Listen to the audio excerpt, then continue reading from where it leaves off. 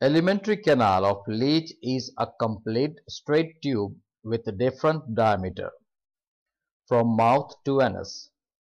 It is differentiated into buccal cavity, pharynx, esophagus, croup, stomach, intestine, and rectum. Greater part of alimentary canal is croup, concerned with storage of uncoagulated ingested blood, while only a small portion is concerned with digestion and absorption. This adaptation is accordant to the sanguivorous habit of leech.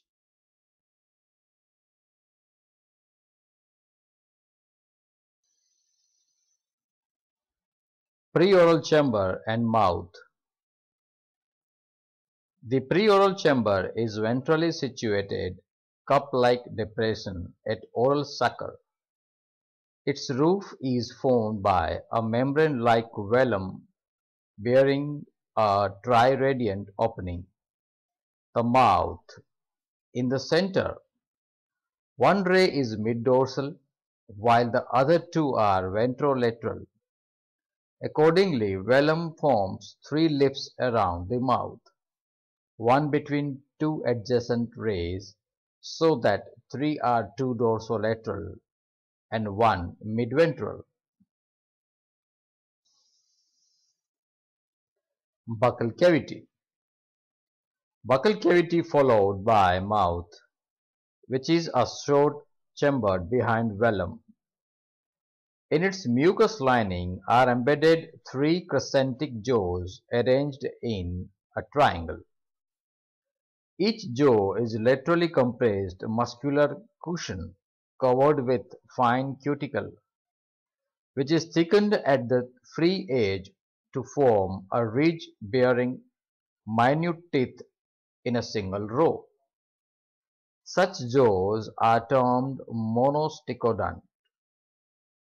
They produce the characteristic triradiant bite or Y-shaped wound in the skin of host. Pharynx is followed by buccal cavity, which is a highly muscular.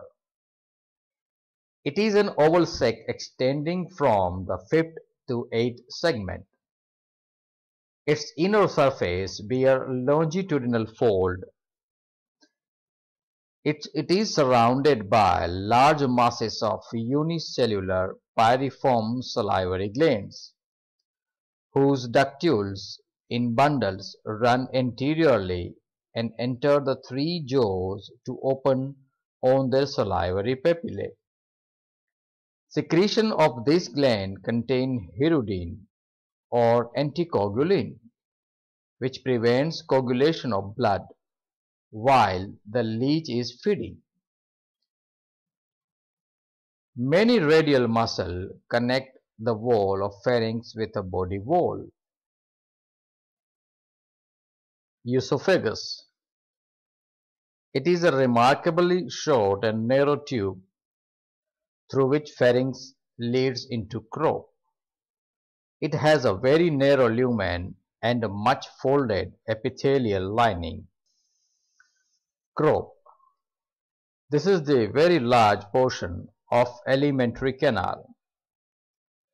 It is a thin-walled, extensive tube occupying about 2/3 of the visceral space and extending from 9th to 18th segment. It is divided by narrow constrictions into a series of 10 chambers, communicating by more or less circular apertures surrounded by sphincters. Each chamber consists of a small anterior part and broad posterior part bearing a pair of lateral, backwardly directed blind outgrowths called ceca or diverticula. Croup chambers and ceca gradually increase in size toward the posterior side. The last or a 10th chamber is the